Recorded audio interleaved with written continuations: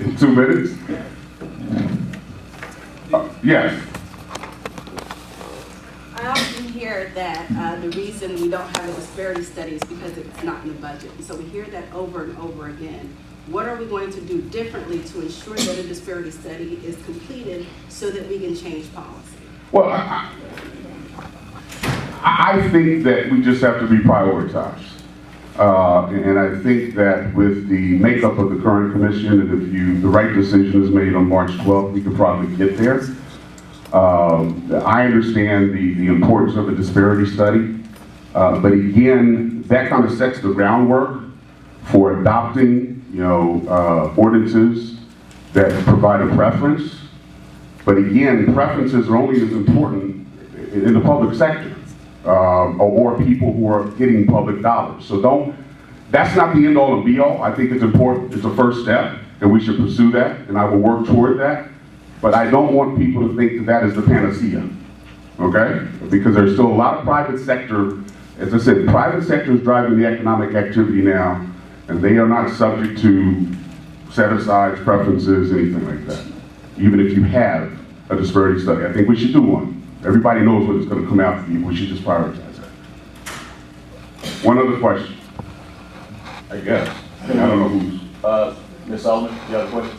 Well, I just want to follow up on that. We've been hearing a lot about disparity studies, and I understand what you're saying, about it's not the end all and the be all. But what about partnering with Palm Beach County and the school board and doing a joint one for the region or for the county? Because the same issues that the county has, the city has, and the other, and that would help defray some of the costs, because that's what we keep hearing is that the cost is too expensive and you don't have it in the budget. I would welcome that opportunity. Now, a lot of times, all those kids don't play well in the sandbox together. I ain't gonna lie, okay? I mean, they're fiefdoms. So if you as constituents will speak to your county commissioners, you're speaking to me now, and certainly put the pressure on the county commissioners, and I'm not talking about just Priscilla. I mean, there's 7 of them up there. Y'all need to certainly try to get in front of many of them as possible.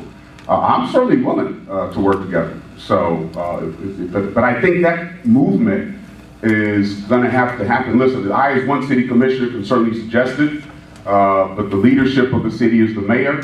She's going to have to call up the mayor of the county and try to start that ball rolling. But I think it's a great idea.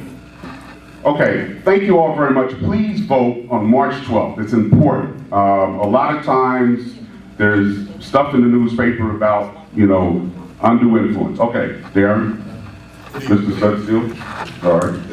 I know a lot of times I looked over. I just thank you for coming tonight. My question is on accountability and responsibility. We just discovered in our area that 2.3 was spent in our area. When I look around and I ask for accountability, especially from the CRA, I get sent here and there. I think that's important moving forward. I'm a football coach. Before we make an adjustment, what we do with the money allocated, we need to look back and see what money is spent. I have a serious concern on accountability, transparency of our current city commissioners. What is your thoughts on going forward, on making sure that our community knows where our money is spent in our... Somebody asked me. I mean, I can ask the question. If you want to know where $2.3 million was spent, ask me, write me an email, and I will follow up with staff. The one thing about sitting on the dais, and this is why communication is so important, stuff like that. It does not require a formal candidate forum to try to extract this kind of information. We have emails, we have phones, office hours, and the one thing staff does respond to is a question from one of the commissioners. So if there's an issue there that, through some questioning that I can try to dig to the bottom of, ask me, and I'm willing to ask. I agree with you. Accountability is important. Transparency is important. So I don't dispute that, but I can't read people's minds. So if I don't know that is an issue or a question on someone's mind, I can't pursue it. And rather than you trying to do that on your own, a lot of times I can get a response quicker than you could by going, 3 or 4 floors of City Hall, knocking on all those doors. So use me. All right? Thank you very much. Thank you all, and please vote March 12th. the two candidates for District 3 in the city of Riviera Beach. We have the incumbent, City Councilman Cedric Thomas, and the challenger, Mr. Rodney Roberts. Everyone knows we're going out of order because some of the candidates are no-shows. We do apologize, kind of doing this on the fly. Again, gentlemen, the format is 2 minutes apiece for your opening statement. Mr. Thomas, as the incumbent, will allow you to start with your opening statement, and then Mr. Roberts will follow after you. Thank you, Mr. Ferguson. Good afternoon, everyone. I'm glad to be here. This is my first time attending this forum, and I was able to get some information about West Palm Beach that I didn't quite know. So I am definitely glad to be here. My name is Cedric Thomas. I'm the District 3 representative for the city of Riviera Beach, which encompasses the largest area in Riviera Beach. I've been there since 2006, separated for about 6 months within the past 6 years, and I've returned there. I'm a business owner. I own a small transportation company. I take kids to school every day, and a lot of my concerns have been to make sure that the west side of our community gets developed, and that dollars get spent there and not forgotten about in the areas where I live. I am running once again to finish the work I started, to be able to continue to serve the people. I'm loving my job right now, and I'm hoping to stay.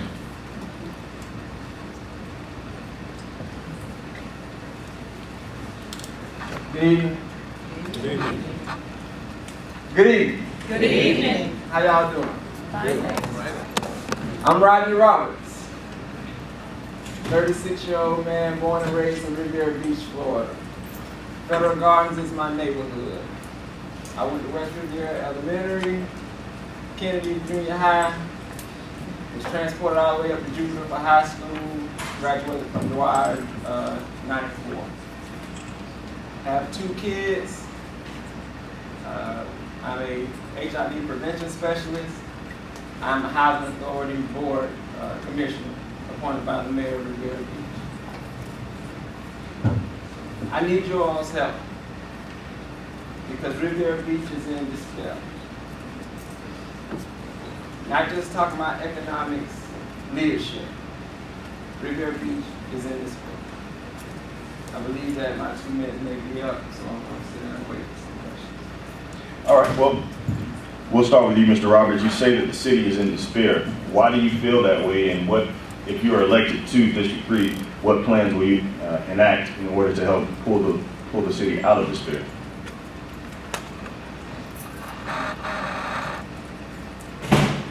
My platform is engage the youth, hire local, and help seniors. Our youth are in despair, whether it's lack of entertainment, lack of opportunities for jobs, lack of education, lack of having a skill. They're in despair. I don't see where the leadership is trying to help out that despair. Social justice. To me, social justice, to my understanding, has to have equality and solidarity.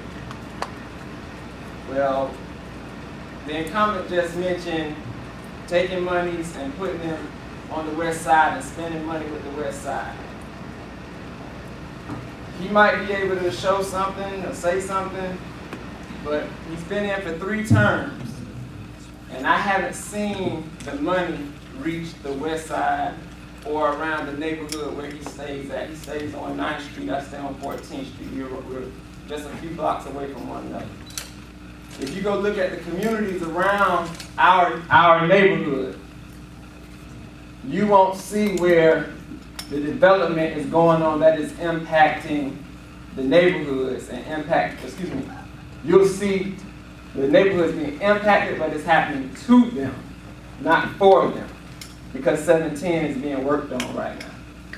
So we're not talking about the people that stay in Stony Brook or in Harmony Heights that are having to deal with that construction, or just living in Stony Brook alone, where the city council allowed for Stony Brook to be bought, and they signed off on it without going over to Stony Brook first and checking it out to make sure that things were being put in place to make sure that the developers or the new owners were going to take care of the people of Stony Brook. And you hear all kinds of horrific horror stories coming from that. But again, I say, the jobs, the education for the people to get the skills to take care of themselves and be independent are not happening. What would I do to take care of it?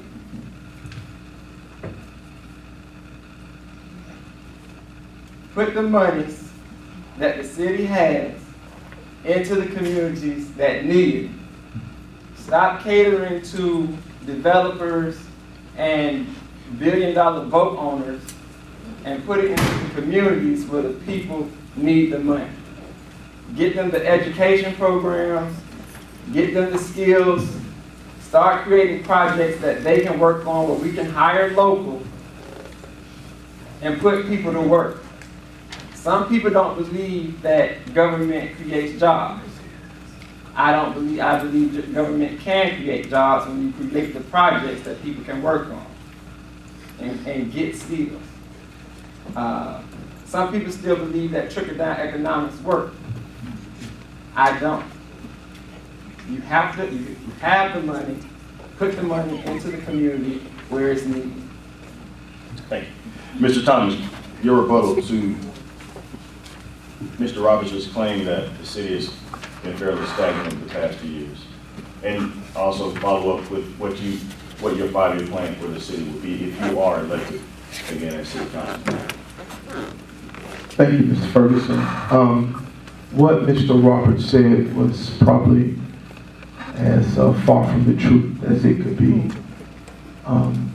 There's a lot of things happening. Just to talk about some of the things that have happened in Mr. Rodney's neighborhood as well as myself. There's been over $1 million worth of street improvements to 13th Street, which is the main thoroughfare that is in the neighborhood that he's speaking of.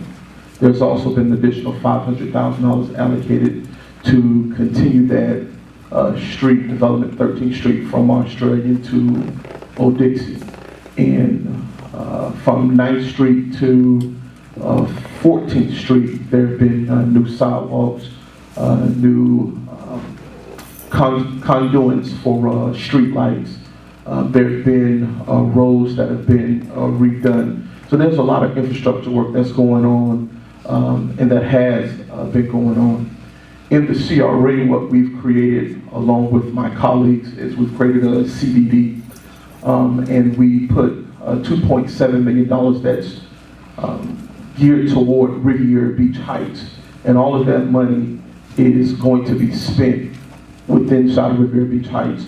There are plans now. We've just, with a consensus of 5-0, we've just approved one of the most aggressive doable plans that has been endorsed by the Palm Beach Post and most of all our community. So there's a lot of things that are going on in our community. The reason why I think that these type of things are important is because around the area there has to be a consistent flow, and because West Palm Beach and Riviera Beach sit right there next to each other, and West Palm has done a lot on their north end, and Riviera Beach is now concentrating on their south end to be able to get good foot traffic in our area so that people come to that area for more than just a tiki bar, for more than just the peanut island, that there are opportunities there.